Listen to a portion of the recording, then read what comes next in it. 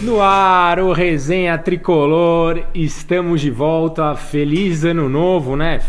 Já sei lá se é feliz, eu ainda tô feliz, sabia? Eu ainda tô feliz.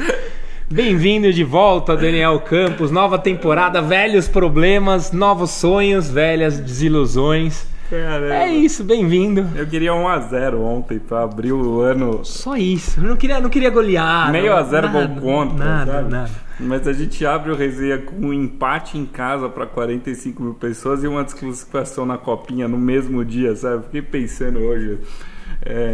Podia começar.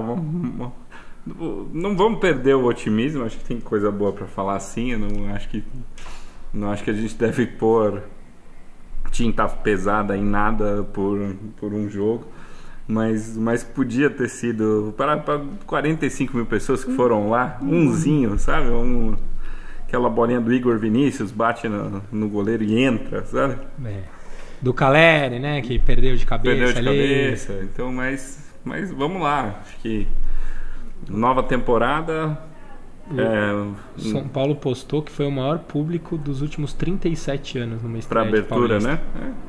Então, acho que nova temporada para o São Paulo, mas para a torcida uma continuidade de uma relação que vem crescendo e vem dando provas que o amor é incondicional, sabe? Isso aí, ontem eu estava voltando para o metrô, estava conversando com o Pedrinho, um amigo que foi comigo. Ele tava falando cara, isso aí era público de Libertadores valorizado, sabe? De oitavas de final de Libertadores, né? E aí você vê uma outra história na torcida do São Paulo e com cada vez mais argumentos, sabe? Cara, eu acho que se tem um ponto positivo é a torcida do São Paulo mesmo. E podem questionar o preço, não sei o que. Foi uma renda boa. E assim, por mais que o preço seja competitivo, um preço honesto e justo, também acho. Porque o produto ele não é bom em todos os aspectos. Cara, ninguém rasga dinheiro. Não é porque é barato que você se diz que tem o deslocamento, tem o estacionamento, tem a comida. Ninguém rasga dinheiro. Então é um sacrifício sim estar lá. Não é o fator preço. Todo mundo está lá pelo São Paulo Futebol Clube. Eu acho que muitas das pessoas que estavam lá estavam com o mesmo sentimento que eu. Porque eu terminei a temporada. Bom, a gente se falou, né? Falei, eu não quero mais falar do São Paulo, não sei o quê. A gente parou o resenha, nem despediu de ninguém no ano passado, não fez retrospectiva, ninguém aguentava nada. A gente não queria estar aqui. No ano passado, é verdade. No fim do ano passado, é verdade. A gente não queria falar. É verdade. E aí, o que acontece? Foi a primeira vez que eu não senti falta. É verdade. Eu curti a Copa do Mundo, Por isso. Só que, cara, também. E o São Paulo? São Paulo, quanto mais demorar, melhor, sabe? Terminou assim. Eu também. E de refrescar a cabeça, de não pensar nisso tudo. Contratação. Eu nem tuitei sobre as contratações, uma ou outra coisa tal. E aí, o que acontece? São Paulo ficou 45 dias sem se apresentar, 2 meses sem jogar. Aí nesse tempo vai bater na sala, porque é uma coisa legal pra gente, não é? Você ontem falou, se fosse racionalmente não teria ninguém aqui. Mas ninguém não é a razão, é a emoção, é o coração. Então deu saudade, aí vai todo mundo lá 0-0. Por isso que eu acho que a gente pode começar falando sobre as vaias. Porque eu não vaiei, eu vi que você não vaiou. Eu não vaiei. O Junks que estava do nosso lado não vaiou. Só que eu entendo quem vaiou. Eu também. Eu entendo. O Rogério disse que é uma vaia por causa da derrota. Não é. É uma vaia pelas derrotas. Desde 2012. Não é só pela final. Pra mim, a final da Sul-Americana foi a tampa da panela. Ninguém aguentou. A partir dali, todo mundo apertou o foda-se. E não é só pelo empate. Eu acho que é o acúmulo e... O que ninguém tá falando, eu acho que muitas dessas vaias são pro Rogério. São pro Rogério. Mais do que pra equipe. Eu acho que é 70-30 pro Rogério. Hoje. Sim. Né? Porque a minha relação com esse elenco, eu odeio todos. Todos. Eu começo o ano, todos com nota negativa. Eles vão me convencer ao longo do ano se eles têm alguma hombridade para ser respeitados como jogador de São Paulo. Para mim, o ano passado ainda não foi digerido. Não. O Arbolenda. Não, tava contundido, não ajudou, foda-se. Faz parte do elenco, não gosto também, não tô puto. O resto, né? Os que saíram, os que voltaram, os que estão aí, Tá tudo no mesmo balaio. Tudo no mesmo balaio. Tipo, se alguém grita Luciano do meu lado, eu tenho vontade de dar um soco, sabe? É assim que eu estou. Tipo, Luciano. Por quê, né? Por quê? Você é imbecil? Por Qual quê? é o seu problema? Você é retardado? O que ele fez pra você gritar isso? Né? Quão decisivo ele foi ano passado? Né? E daí, eu acho que se a gente pega o começo da temporada passada, a relação com o Rogério, e pega essa temporada, a relação com o Rogério, a gente foi chamado de passar pano, a gente brincou muito com isso, a gente levantou várias bandeiras do Rogério, e eu começo esse ano já com o Rogério meio engasgado também, sabe? Mas sabe o que é o problema, Dani? Além do parte tática que a gente vai conversar, vamos falar. O baixo astral do Rogério. A coletiva de começo de temporada. O São Paulo não tinha problema. Até a coletiva do Rogério. Velho. Tava tudo bem. Até a coletiva do Rogério. Eu não acreditei na coletiva. Porra, você olha o negócio e fala, você joga a camisa e fala, acabou, o São Paulo acabou. E beleza, tipo, eu acho que tem coisas boas na coletiva, tipo a resposta do Lucas Moura, que assim, não sejam imbecis, não sejam retardados. Ele tipo, não vem. Ele não vem. Para de cair em conta de tonto que fica plantando notícia para discutir o que é óbvio que não vai acontecer. E eu acho que esse tipo de mensagem é positiva para dar o tom. Assim, mas cara, entre isso, que é você jogar com a verdade, e o pessimismo e a forma de falar, fala assim, cara, termina a coletiva, ele não confia no goleiro Rafael, não foi ele que pediu o Pedrinho e Marcos Paulo, os gringos ele acha que pode ajudar em alguma coisa, mas tudo que ele precisa ainda falta. Aí sabe? O São Paulo contrata o Gabriel Neves, ele nem leva, porque ele dá recados, né? Escala. Então, eu concordo. E começou a usar as muletas do ano passado. Ela no banco, o Neves não. Pois é, não tem o ponta de velocidade, aí coloca o Juan, o que acontece? No dia seguinte trazem o David, pagando qualquer coisa. Porque o São Paulo tava negociando direito. Isso. É fato. O São Paulo tava negociando. Porque o David é ruim. Ele é ruim. E então, aí a gente não ia pagar. Você não paga caro por jogador ruim. É isso. Você espreme pra ver. Você quer tanto isso aí? Não vamos comprometer um grande dinheiro. Sim. Daí, o que ele faz? Coloca um centroavante improvisado, aberto na direita. Que matou o time. Matou o time. Fala disso na coletiva. Fala assim, eu não tenho a peça. Daí eu tive que treinar com o cara, não sei o quê. Lamento expõe todo mundo. Até o moleque. Daí, no dia seguinte, veio um cheque de 1.200.000, 1 milhão, sei lá quanto, para um jogador ruim. E forçando uma situação. E esse tipo de coisa, cara, em sequência, com a conversa do Miranda no podcast do GE, para quem não ouviu, né, eu acho que para você foi super bacana de gravar aquilo, eu fiquei emocionado por você, mas assim, a forma com que o Miranda expõe o bastidor, expõe o Rogério também, ali pra caramba. Claro. Expõe o clube, porque ele fala. Recomendo, tá no Spotify do GE. São Paulo. Ele expõe o clube, fala da estrutura, tudo que a gente fala. E expõe o técnico, que deixou os dois jogadores mais vencedores fora de uma final. E ele fala, comigo em campo, São Paulo estaria mais perto da vitória do que da derrota. E é verdade.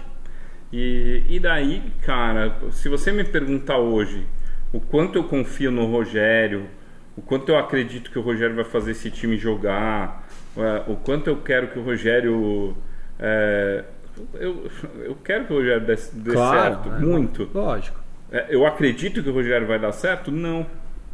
Eu começo o ano achando que o Rogério vai encher o saco a ponto da gente torcer para ele ser demitido, sabe? Essa é a perspectiva mais óbvia que eu vejo pro ano hoje. Cara, depois de tudo isso que você falou...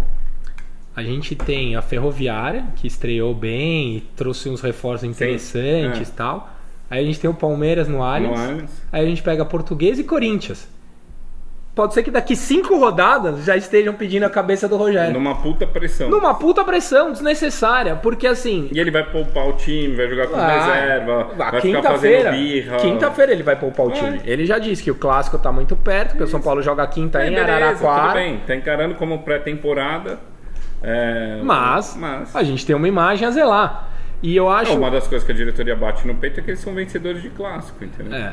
O meu ponto, eu não acho que seja o pior dos cenários a manutenção do Rogério, por tudo que a gente fala, a continuação do trabalho, mas precisava mudar alguma coisa, que é o que parece não mudou, e para mim esse é o ponto de atenção, sabe? É a mesma entrevista, aí quando todo mundo fala, e eu até acho, eu não vaiei, porque eu realmente acho que é cedo pra gente analisar muitas coisas. Não estreia, né? Tudo bem, mas não dá pra gente falar que o Pedrinho é bom ou ruim. Ao mesmo tempo que o Wellington Rato fez um bom jogo, não dá pra dizer se ele é bom ou ruim. Não dá pra dizer se o Rafael é bom ou ruim. Vamos entrar nessa pauta? Vamos analisar um por um.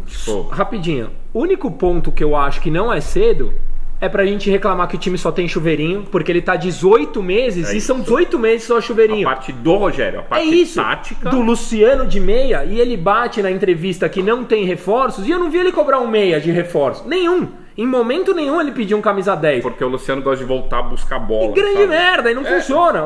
O Luciano fazer o papel do Griezmann, só faltou ele ser o Griezmann. Só faltou o Luciano ser o Griezmann, porque não funciona.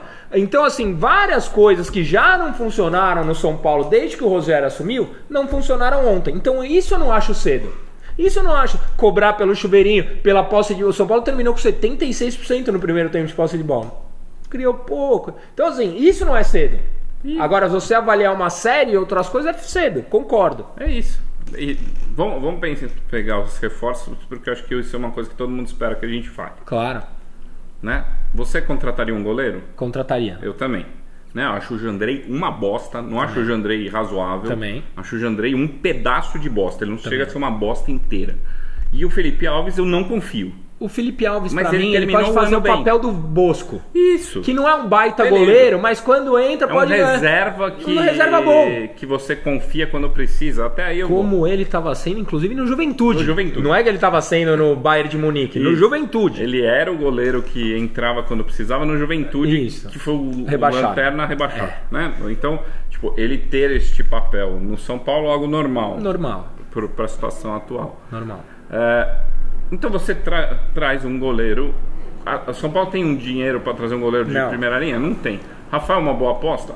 Me parece especialmente que sim. No Cruzeiro, quando entrava no Atlético Mineiro, beleza. Ele até chegou a ser titular. Aí o Everton começou a pegar uns pênaltis. Aí o Sampaoli voltou porque ele chegou a ser titular no Atlético Mineiro. Beleza, acho que precisava. Contrataram dentro da realidade, é uma aposta ok. Não é um fenômeno, é uma aposta ok. Lateral direito é a volta do Orejuela, e daí é tipo a volta do Orejuela é só ficar sambando na cara da torcida. É um investimento bizonho que foi feito no começo da gestão, né? Até pelo limite de estrangeiro. Espero que não, porque com eles são 8, né? Mas estava no banco ontem no lugar do Gabriel Neves. Então, que mensagem é essa, sabe? É o Rogério sendo birrento ou é tipo, deixa o cara aí enquanto a gente arruma um destino? Eu acho que também pode ser uma forma de valorizar, o cara tá sendo relacionado, sei lá. Não sei lá. Mas beleza, tem Igor Vinícius e Rafinha e é isso. Daí a zaga... Foi bem ontem, acho que a volta do Arboleda é um zagueiro de alto nível. Ferrarese é um zagueiro que tem uma boa visão de jogo, que me surpreende até. Eu achei que ele não ia ser desse nível. Construtor, né?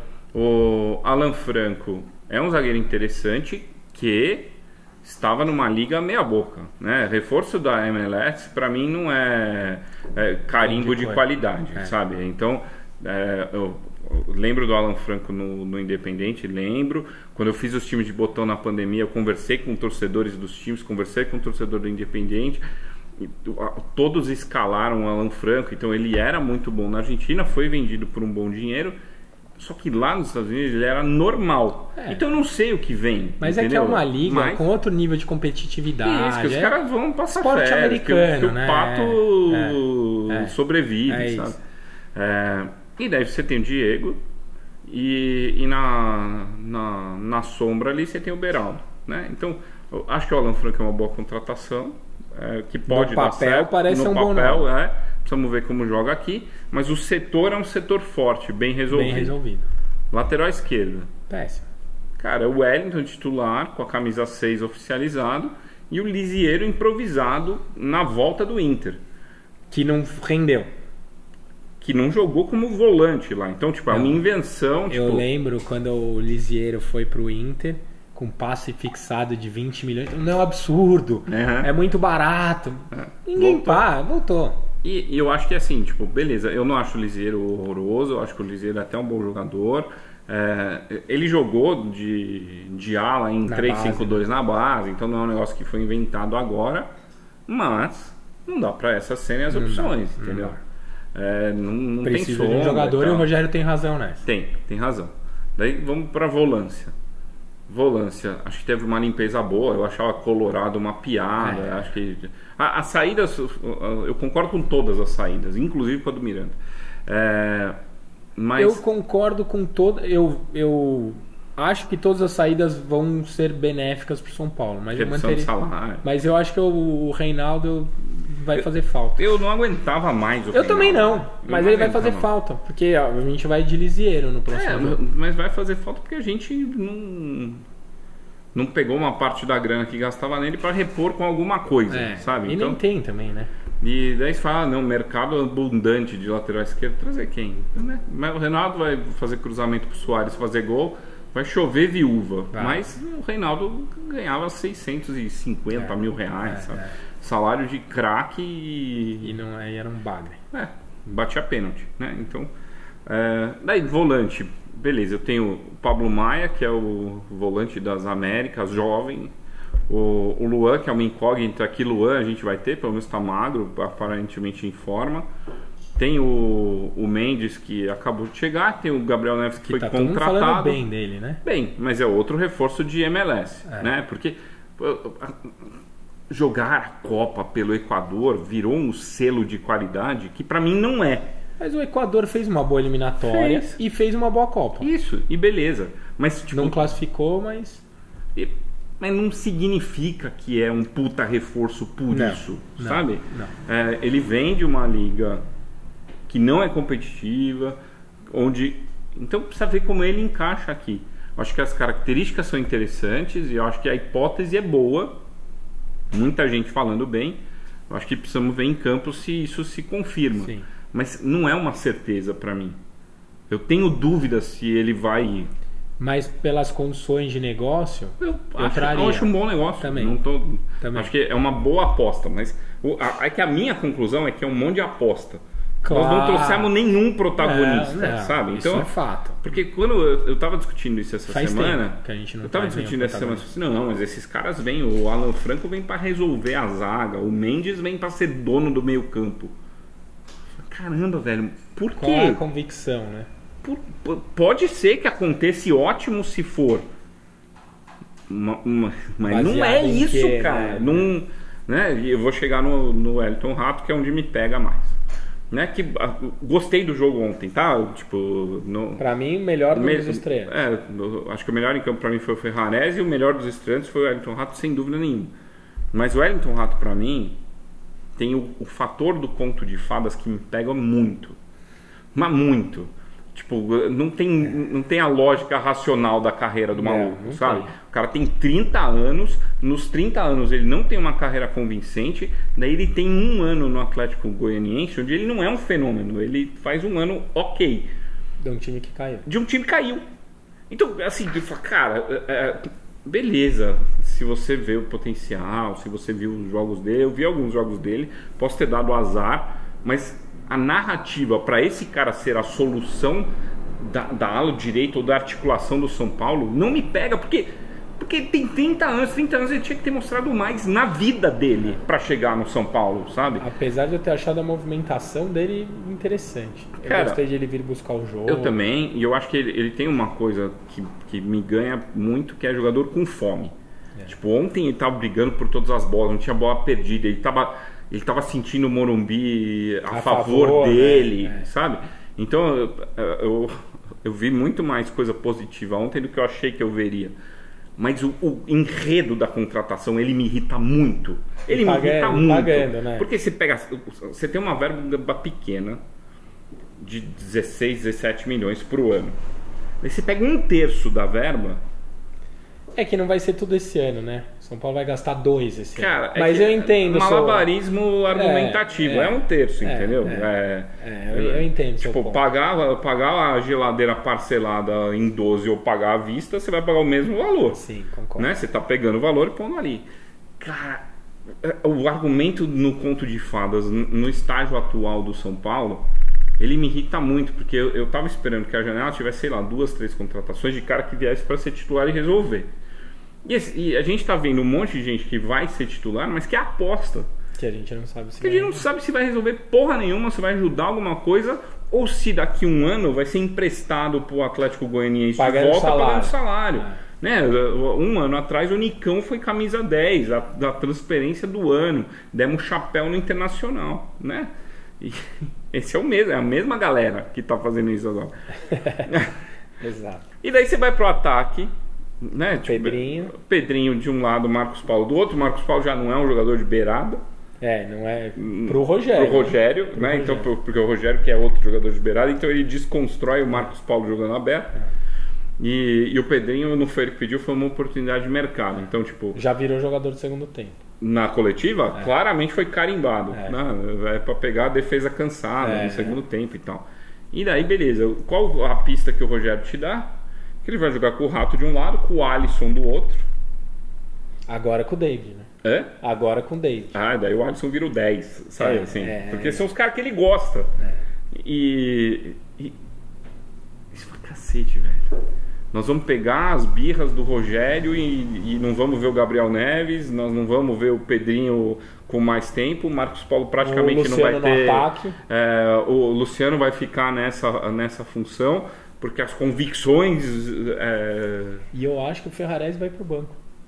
Porque o São Paulo não sabe se vai renovar ou não com ele no meio do ano. Aí o Alan Franco chegou, e aí o que você tá falando que é o melhor tem grande chance de ir pro banco. E é por isso tudo que eu acho compreensível quem vai, ó. Eu também. Tipo, eu não vai porque era o primeiro jogo e tal. Mas se você perguntasse se eu estou largando o ano de saco cheio, cara, claro, tô pra caramba.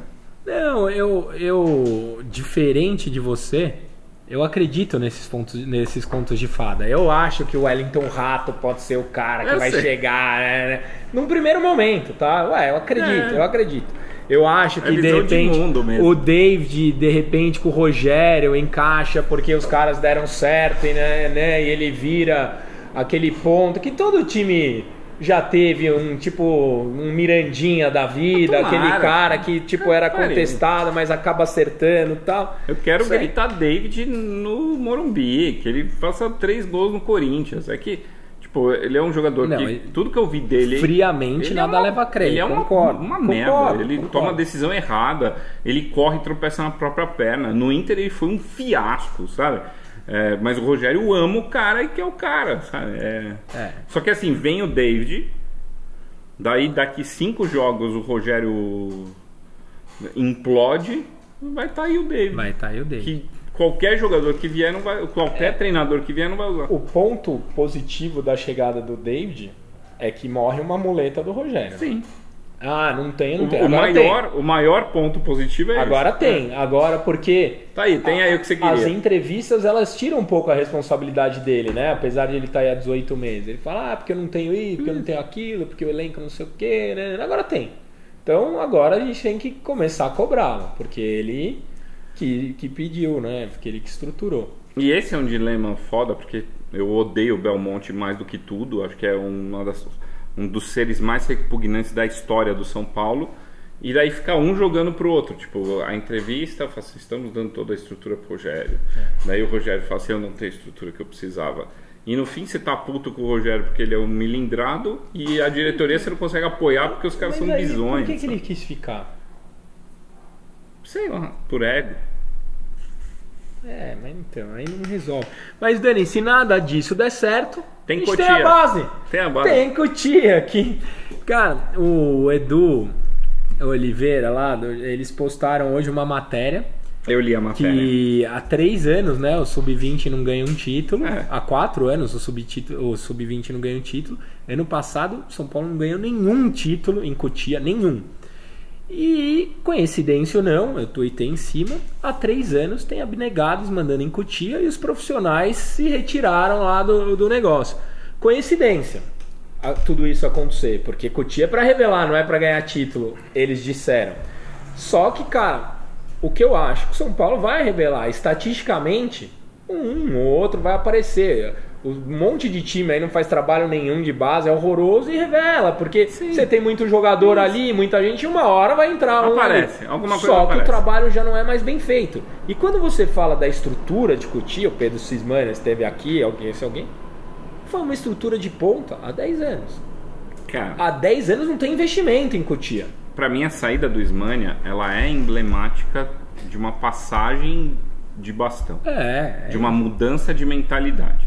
Você pega o profissional que entende de base, inclusive vejo o trabalho que ele está fazendo no Cuiabá. Cuiabá não tinha base, o cara pegou e desenhou filosofia, colhendo os primeiros resultados. Na maior classificação da Copinha. Então, assim, é um trabalho estruturado feito por profissionais. Isso é uma coisa. São Paulo, com a saída dele, com a vinda do Biasotto e com um monte de conselheiro pitaqueiro lá dentro. Tem 3, né? Tem 3. Que nenhum entende nada de bola, tá? Não é o cara dizer, não, puta, esse cara respeita o conselheiro. Não dá pra respeitar. Sinto muito. Os conselheiros que estão em Cotia não são respeitáveis como diretores de futebol. Podem ser respeitados nas carreiras dele fora do São Paulo, pode ter uma história de vida linda, podem ser boas pessoas. Como diretores da base de um dos maiores clubes do Brasil, não tem a menor condição. Beleza. Então você põe o cara que não sabe fazer aquilo e você começa a arrendar para empresário. Então o São Paulo começou a contratar muita coisa. Tem jogador que foi contratado, não jogou e já está emprestado para clube de interior. Exato. Começaram a fazer em Cotia o que fazem no profissional. É isso. E aí, óbvio que os resultados vão ser os mesmos. O próprio perfil do treinador. Tipo, eu acho o Alex um cara inteligente, mas você está mais preocupado em contar história midiática do que ser um cara que entende de base. O Alex veio aprender a ser treinador. O Belletti agora está aprendendo a ser treinador. E daí você pega a principal categoria de base, que é a transição para o profissional, e dá para um cara sem experiência aprender o que fazer. Mas que dá like, que dá post, que dá entrevistinha. A entrevista do Belletti pro Arnaldo e pro Tironi, ela me deixou agoniado. Porque, assim, as maiores vendas do São Paulo, potencial venda, né? Quando você pensa no Sara, que foi a venda do ano passado, que posição joga o Sara? Sei lá. O Nestor. Que posição joga o Nestor? Sei lá. Joga em 3 do meio campo, joga aberto. Porque a mentalidade de Cotia era formar jogadores polivalentes que ajudassem no elenco. O Igor Gomes. E que esses caras têm mercado pra caramba. Então, se Cotia tem um papel de formar o coadjuvante que pode ser vendido por um bom dinheiro, existe uma mentalidade. Quando o Belletti vai... E é o cara do sub-20, que é o cara que vai fazer a passagem do bastão. E ele fala assim, pra mim não tem nada disso. Pra mim atacante é atacante, volante é volante. Esse negócio de fazer mais de uma função... Sendo que ele fazia mais de uma função. Ele era volante. Ele era lateral direito. Ele era volante, né? Então, tipo, ele virou lateral no São Paulo. E ele jogou na Europa do jeito que jogou, teve espaço do jeito que teve, porque era um cara que tinha uma inteligência tática, que fazia mais de um papel, que entendia formações diferentes. Se você vai com esse pensamento tacanho, porque tipo, o beabá, é o futebol raiz, me preocupa, não me anima, entendeu? Porque é o fim do funil, é o último degrau antes do profissional. E eu não acho o Belletti um cara inteligente, um cara que fala coisas que você para ouvir. Eu vi a entrevista inteira, eu desliguei e falei, cara, é mais um casezinho de PR para o Casares ter uma história para contar do que algo fundamentado em futebol de base. E aí é o mesmo problema que eu vejo no São Paulo profissional descendo para outras coisas onde não tinha. O São Paulo é um só, né? É isso. São as mesmas pessoas. Boa. Dani, quer fazer o bola cheia e bola murcha hoje? Eu posso fazer. Quem? Bola cheia, torcida sem nenhuma dúvida. 45 mil E o meu bola murcha é a gestão de Cotia. Hoje, Porque a gestão do profissional, para mim, é mais do mesmo. Que tá com cara de que não vai... Cara, o Leandro, né? Se muito, sabe? E beleza, tem um monte de... não, subiu um monte de gente antes, está desfalcado, e tudo bem. Mas o Palmeiras também. Também. O São Paulo, nessa copinha, ele sofreu para ganhar dos times que era um saco de pancada. O São Paulo, e é bem engraçado, porque você pega... Só um detalhe, o Santos também. E os dois estão lá ainda. Na mesma... Mas você pega assim, 70 minutos de igual para igual com o Amigos do Cafundó. E 70 minutos espancado pelo América. O América deu aula. Assim. Mas o América tem alguma estrutura. Mas eu digo na primeira fase. Você pega o time que não tem estrutura nenhuma, o time jogou de igual para igual com o São Paulo por 70 minutos. Nos últimos 20, os caras morrem. O São Paulo fez 4. E o São Paulo faz 4, né? Mas o morrer, daí sim, é mérito da estrutura de Cotia, da alimentação, do preparo, os jogadores do São Paulo... Da viagem menos gastante que o cara os jogadores do São Paulo, eles são mais preparados para uma... Mas os 70 minutos são um pesadelo. Você fala, cara, assim, o São Paulo não cria nada, não tem uma jogada, não... E daí, quando você pega o primeiro time que tem alguma estrutura, que foi o América... Perdeu, não é que foi aparelho, sabe? Justo. E é isso. Merecido, estou de acordo com os dois. E, Dani, a gente tem quinta-feira, Ferroviária e São Paulo, lá em Ferroviária, 7h30 da noite. E domingo, 4 da tarde, Palmeiras e São Paulo no Allianz. Qual o seu placar para os dois? Nossa Senhora. Ferroviária acho que a gente ganha de 1-0. Lá? Acho. Tá bom. E o Palmeiras eu torço para aquele 0-0 de começo de temporada, que os dois times estão meio com marcha lenta, porque o Palmeiras também bem ou mal perdeu o Scarpa, tá tendo que se redescobrir. Perdeu o Danilo, perdeu o Danilo, tá tendo que se redescobrir, então eu espero um 0-0 de começo de temporada. Mas é mais torcida do que opinião. Eu compro o seu 0-0 no Allianz feliz, jogo amarrado, ninguém querendo ganhar... Todo Até mundo querendo, mas né? Tocando de lado, chutando pra fora e tal. E todo mundo ficar bem. Sem crise pra nenhum dos lados. E lá em Araraquara, aqueles jogo aberto maluco de começo de temporada, 3-2, 4-3. 3-2 ou 4-3? 3-2. 3-2. Bom, e aí? Você é otimista, tá puto, esperançoso, desiludido? Escreve aí pra gente. Vamos lá.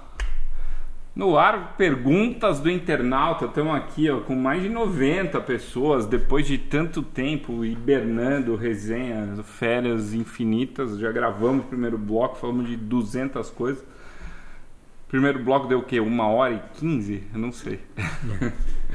Mas agora perguntas, tem bastante coisa para falar. As perguntas, óbvio, depois de 1h15, todas vão abordar mais ou menos o que a gente falou, mas ela merece, porque ela tá sempre aqui. Karen Andrade foi a primeira a fazer pergunta. Com a chegada de David, o Ceni vai parar de pedir reforços e ajeitar o time? Não, vai continuar pedindo reforços, só que agora ele vai pedir o lateral direito, vai inventar um meia e talvez daqui a pouco ele não goste de alguém que veio e vai pedir alguém exatamente na posição desse alguém que veio, para deixar esse alguém constrangido e frustrado e manter a narrativa. O Wagner Jubanski, ele fala assim: e aí, montamos um time ideal para a segundona?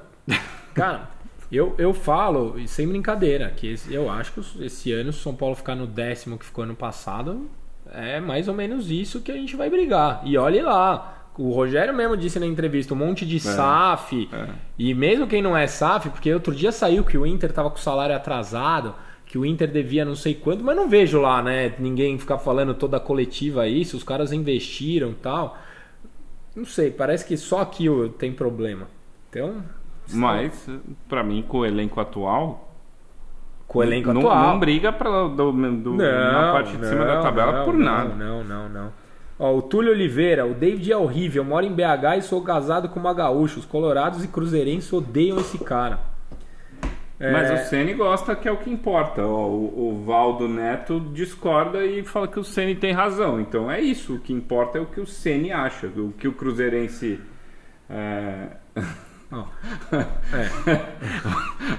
O B, que é meu filho, entrou com a minha conta e tá comentando na live. Tá se matando de rir aqui. O Gabriel Nolasco, eu também, viu? Estou mais otimista no começo de 23 do que começo de 22. O Wellington Rato fez uma boa estreia, Caleri continua devendo, muito mal nas finalizações. Qual a opinião de vocês? Eu repito, eu acho que o São Paulo esse ano tá mais equilibrado, tem um elenco mais homogêneo. Acontece que a gente evoluiu pouco comparado aos que estavam lá atrás. Sim. Porque quem subiu é o Vasco, trouxe um monte de reforço, a gente estava discutindo ontem. Tá. O Cruzeiro tá contratando um monte de gente. O Bahia tá direitinho, cara. O Bahia tá contratando um monte de gente. Então eu não sei se a nossa evolução é o suficiente pra gente fazer um bom campeonato. Me preocupa muito mais o que eu tô vendo aí dos outros do que a nossa pequena evolução. A gente não tem um time... Eu não tenho nem certeza que foi uma evolução. Que já é o primeiro ponto. Eu acho que a gente tem um elenco mais barato, então o custo-benefício desse elenco é bem melhor que o do ano passado. E teoricamente ele tem peças diferentes. Então, tipo, Pedrinho e Marcos Paulo, para mim, eram válvulas de escape bem interessantes. Sim. Marcos Paulo já foi carimbado como um cara que joga pelo meio, e ontem o Pedrinho como jogador de 15 minutos do segundo tempo. Então, o meu otimismo está sendo minado pelo próprio Rogério com as falas dele, sabe? Eu estava otimista antes da coletiva do Rogério, e cada vez que eu escuto o Rogério, estou ficando menos. É verdade. Então aproveita e responde a próxima. O Rogério, que não é o Ceni, é o Oliveira, ele pergunta: por que o Rogério não dá chances para o Galopo? Porque ele não indicou? Cara, eu achei estranho a entrada dele faltando 10 minutos, todo mundo... Porque é uma coisa, né? Agora a gente só sabe do treino, de jogo-treino, por assessores do São Paulo. E pelos assessores do São Paulo, o Galopo acabou com a pré-temporada. E aí? Melhor, o destaque da pré-temporada foi o Galopo, mas não adianta se destacar na pré-temporada. Você tem que se destacar no jogo. Cara, eu não sei, não dá pra saber. Sem imprensa acompanhando o treino, é isso. O cara controla a narrativa e fala o que ele quer. Então, tipo, beleza, o primeiro jogo do ano foi 1-0 gol do Galopo. No segundo, o Galopo entrou no segundo tempo e por que ele não entrou no meio campo titular? Não faço a menor ideia. Não tem...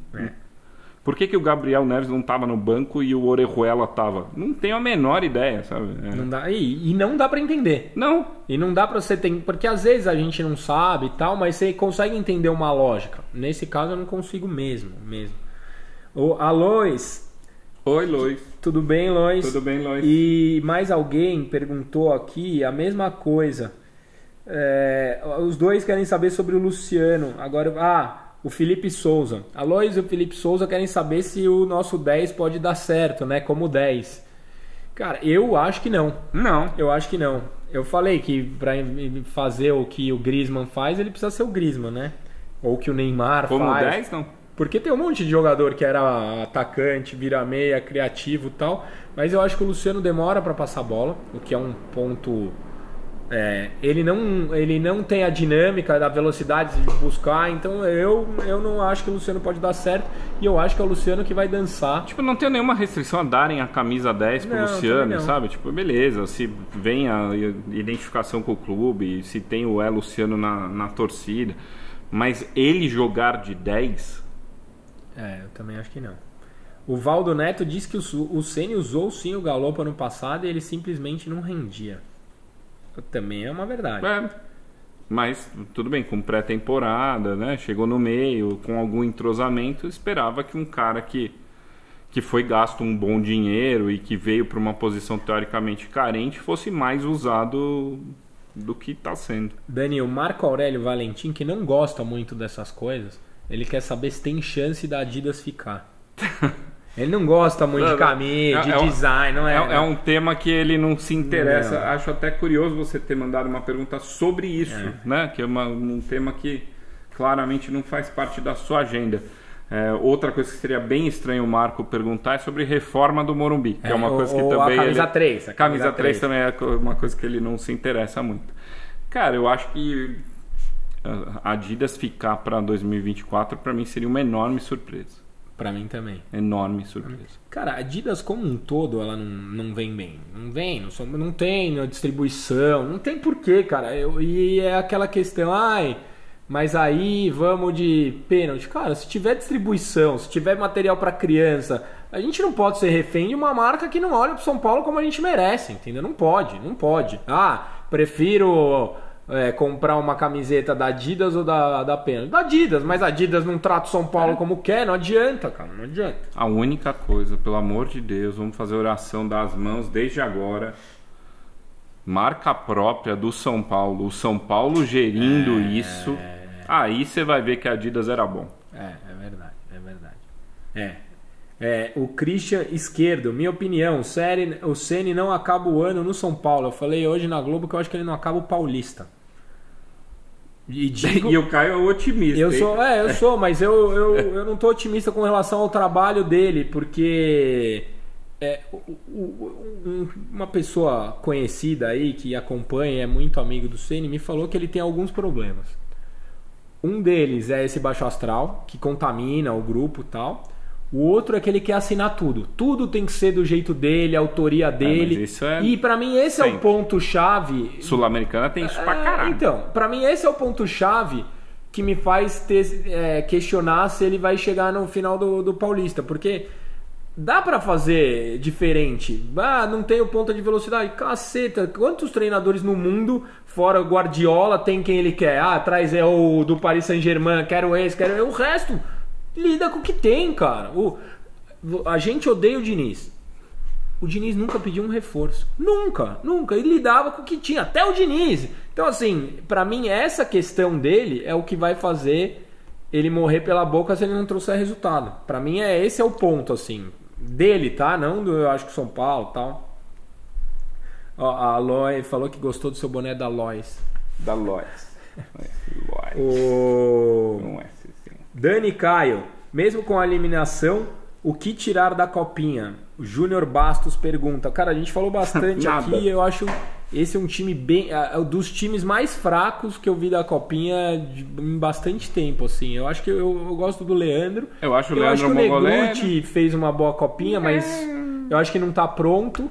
Mas longe. E o Boer entrou bem ali jogo. O próprio Maioli, que eu acho habilidoso, mas é mais... Mas o Pedrinho, pra mim, foi uma decepção. Os caras bons de Cotia já estão no profissional. Rodriguinho, acho que vai ter espaço. O próprio Caiobinha. Os caras que já estão lá. Esses que jogaram a copinha, eu não vejo... Tirando o Leandro, que eu acho que pode dar algum goleiro, o resto eu não tenho muita fé, não. O Anderson Costa tem um ponto. Caio, se você chegar na mídia e falar que seu chefe tá mentindo, o que acontece? É rua, né? É rua. Se seu chefe conseguir entender o que você fala, rua. Mas quando seu chefe é um retardado... O Guilherme pergunta dos Thales Wander. Não dá? Cara, eu... Ainda não, né? Acho que tem bastante base pra ele ainda. O Juan é uma prova dessa, né? O Juan, pra mim, puta, cara, eu não vejo nada no Juan. E o Juan era bem melhor que ele. Então, por isso. E eu não consigo ver nada no Juan. Até acho que o degrau é grande, gente. Até acho que ele foi queimado ontem, mas não... Tipo, esses 4 jogos dos caras na copinha não são parâmetro pra nada. O que acharam do Nestor fora por limite? Não, desculpa. O Bruno William, o que acharam do Neves fora por limite com o Orejuela no banco? Qual a necessidade de 3 laterais direitos? O argumento dele é que ele teria 3 volantes também no banco, porque o Luan tava no banco, que não sei o que tava no banco. Mas não dá pra entender, cara. Não dá pra entender mesmo. Não dá. Sendo que o São Paulo acabou de contratar o Gabriel Neves e tal. A única questão que me ocorre, que pode ser que seja isso, não estou dizendo que é isso, a gente tem jogo quinta-feira e tem o clássico no domingo. Acho que ele deve dar uma mesclada no meio de campo e talvez ele esteja contando com o Gabriel Neves para fazer ali algum papel tal. E não iria usar ele nesse jogo mesmo. A única questão que pode ser, porque eu não consigo ver outra explicação, porque eu não acho que ele conta com o Orejuela. Acho que ninguém conta com a gente tá... É uma incógnita, cara. Nós vamos ver a escalação de quarta-feira e tentar montar um quebra-cabeça. Mas tem um monte de coisa que não faz nenhum sentido. O Felipe Pacheco, o Rogério só reclama. Luciano de 10 é loucura. O Pablo Rossi, fora Nestor. O Belotto fala que 2 goleiros no banco também é brincadeira. Eu tô com saudades do Belotelli. 2 goleiros no banco. Não, e sendo que, né, puta, talvez não ocupe vaga também, porque eu tava vendo as outras escalações e todos estavam com 2 goleiros no banco. Ah, é? É. Não sei, tá? Eu tô chutando, mas como eu tava querendo ver os times da primeira rodada, o Santos tinha 2 goleiros no banco, o Corinthians tinha 2 goleiros no banco, o Bragantino tinha 2 goleiros no banco, então pode ser que eu esteja viajando, mas talvez não ocupe a vaga, você pode ter 2 lá. O Eliseu Gonçalves, ele fala: boa noite, o ano é 2023, mas parece 2023. Eu acho que ele quis dizer parece 2022. Sim, os mesmos problemas, os mesmos tudo. Concordo com você. O Junks até falou: não vou porque tudo isso aí eu já discuti. O Denis Souza fala pra você: o Diniz com esse elenco faria bem melhor. Difícil admitir isso, mas sim. Está aberta a temporada de insistência com o David. Eu tenho certeza que ele vai ser titular absoluto, porque ele encheu o saco para trazer, agora ele não vai dar o braço a torcer, eu tenho certeza. E são esses pequenos pontos, que não são pequenos, que eu acho que vão fazer com que ele se queime até o final do Paulista. Vamos lá, vai. Mais uma, 2 perguntas aí que a gente estava com saudades de vocês. Vamos ver, né? O Christian Esquerdo, jogar contra o Palmeiras nesse esquema seria suicídio? Qual o esquema? O esquema, acho que desse jogo contra o Ituano. Não seria não, cara. Acho que não. Se você pegar, eu até anotei as coisas. Eu falo depois. Assista amanhã. Eu não vou fazer análise de tática na mesa de botão porque não tem os botões, mas eu anotei bastante coisa ontem no jogo para falar da parte tática porque eu tava curioso para ver. E eu achei o São Paulo defensivamente até melhor que ano passado. Mais seguro. Muito melhor, né? Muito melhor. E eu acho que é o único setor que a gente resolveu. Mas repito, sabendo que o São Paulo vai ter que negociar com o Ferrarese no meio do ano, a chance de ele ir pro banco é enorme. É grande. Pensando com a cabeça do Rogério, né?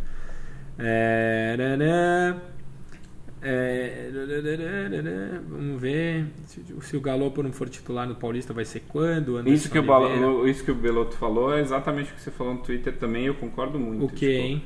A entrada do Juan ontem foi para mostrar que ele precisava do David. Foi claramente o recadinho dele para... mas só que aí ele prejudicou o Juan, o São Paulo, prejudicou tudo. A ele mesmo. Ele me perde demais nessa história dele. Caio, me lê, eu sou o B. Daniel Campos mandou aqui. Vem aqui, põe sua cara aqui pro pessoal te ver. Você fica fazendo trollagem aí do cantinho. O Renan Blanco Lopes fala uma coisa que eu falei. O Pablo sempre fica exausto no segundo tempo, porque só ele que marca nesse meio. Eu acho que a tendência, quando o Mendes chegar, é o São Paulo jogar com 2 volantes. O problema é que ele é primeiro volante em todos os lugares. O Rogério já falou que quer usar ele de segundo volante, né? Aí já é para não dar certo. Aí trouxeram o cara, vai ser emprestado, aquelas coisas. Né? Podia ser Pablo e Neves, pode ser Pablo e Mendes, pode ser Pablo e Luan. Dá para jogar. Tem combinação de 2 volantes? Tem. O Fabiano Camargo, Caio, de 0 a 10, qual o seu otimismo para 2023? Cara, depende de qual é o seu ponto. Para título, acho que 0. Agora, para brigar, para não cair, que assim, eu acho que o São Paulo vai brigar no meio da tabela. Se brigar no meio da tabela, eu já tô feliz. Se não ficar na zona do rebaixamento o campeonato inteiro, se brigar no meio da tabela, eu tô feliz. Para isso, eu estou otimista. Para brigar... Agora, São Paulo vai ser campeão brasileiro? Esquece. São Paulo vai ser campeão da Copa do Brasil? Esquece. Copa do Brasil ainda vai que acha um time. Pode ser. Mas acho difícil, cara. Eu não vou comentar esse comentário. Porque se eu comentar, talvez eu tenha um AVC. Qual a expectativa? O Alisson Luz agora, qual a sua expectativa para a temporada? O Alisson Luz quer saber. A minha?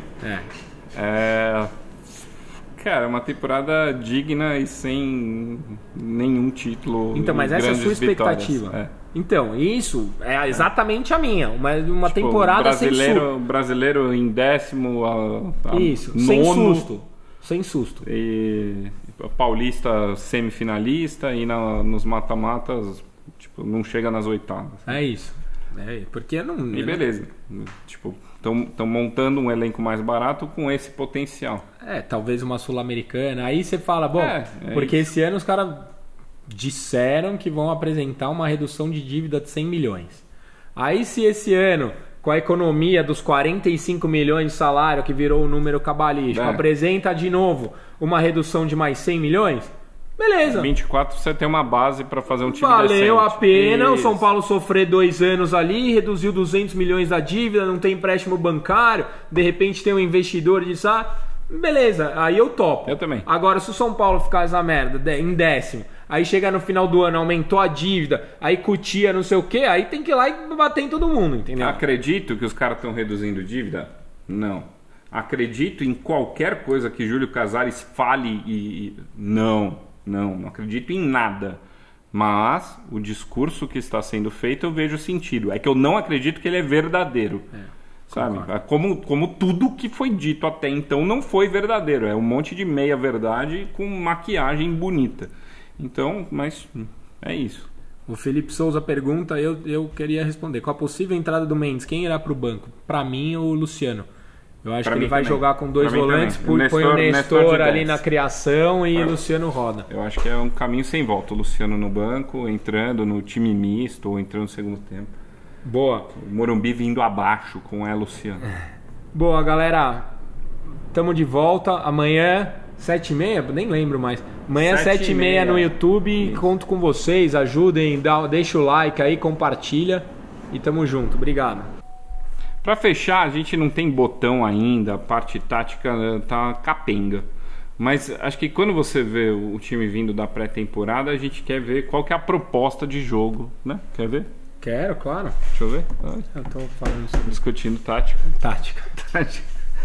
Então, acho que o São Paulo começou o jogo atacando no 4-2-3-1, e eu acho que isso foi interessante, porque a primeira coisa que eu achei o Nestor junto com o Pablo Maia de volante para atacar. Então a linha de 4 com Rafinha, Ferrarese, Arboleda e o Wellington jogando bem aberto. Então o Rafinha mais construtor, que o Rogério fala, e o Wellington mais solto na ala, Nestor e Pablo Maia, e daí uma segunda linha ali na frente de 3 caras antes do Caleri centralizado, que era o Luciano no meio, o Wellington Rato na direita e o Pedrinho na esquerda, né? E essa era a proposta. Só que quando o São Paulo defendia em 2 linhas de 4. Então o Luciano avançava para marcar a saída de bola junto com o Caleri, o Rato e o Pedrinho formavam uma linha junto com o Pablo e o Nestor. Então ficava certinho as 2 linhas de 4 para defender. Daí fui até anotando porque... Nesse esquema, qual era o papel do Wellington? Porque pra mim ele tava mais na ponta do que na lateral, cara. Ele tava. E daí eu acho que na sequência, pra mim foi uma primeira mudança. O Rogério chama o Pedrinho e o Rato no banco.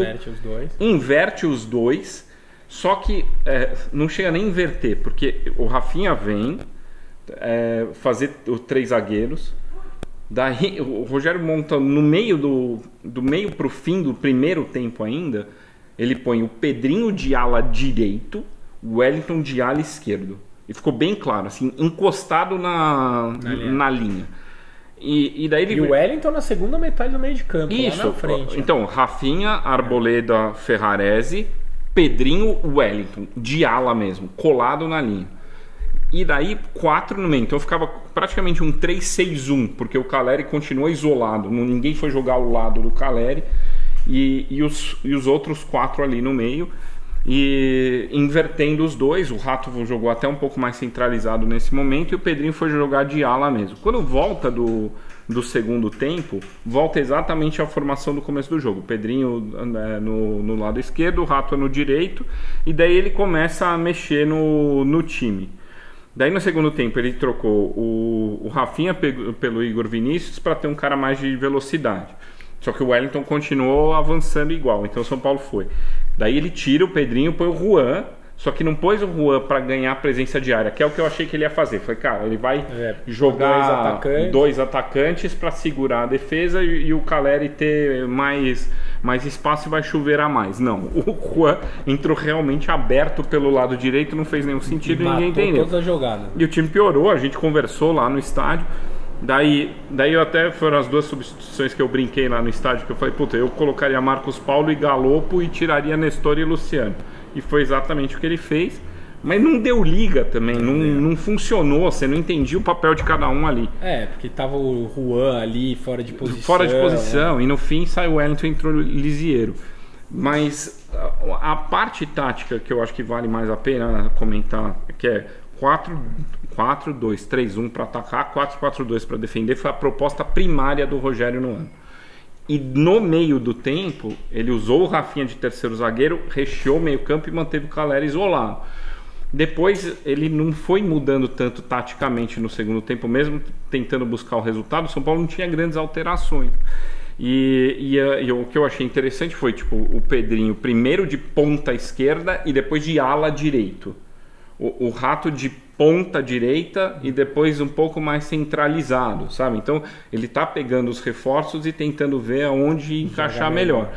E daí na coletiva ele vai e falou assim, não, o Pedrinho eu testei lá, testei aqui, mas vai virar um jogador pro segundo tempo para fazer correria contra a defesa cansada. Então acho que esse é um primeiro desenho e eu acho que o Nestor foi claramente um primeiro volante um volante no primeiro tempo, um segundo volante ao lado do Pablo Maia, e o Luciano não funcionou como 10. Então, como tem mais opção para volância, o que eu acho que a gente vai ver no Paulista é o Luciano perdendo espaço, o Nestor adiantando para meia, e daí as duplas de volante se revezando ali para ver o que dá encaixe. O Luciano pode jogar ali, revezar com o Caleri, já que não tem. Pô, o Luciano pode jogar em dupla. Tem, o Luciano não é uma peça descartável, não. Também acho.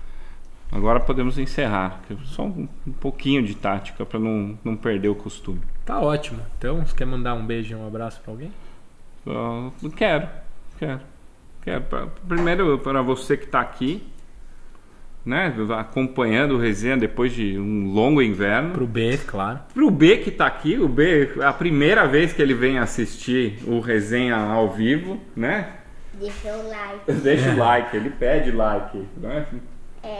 Dá um beijo no pai. Obrigado por ter vindo.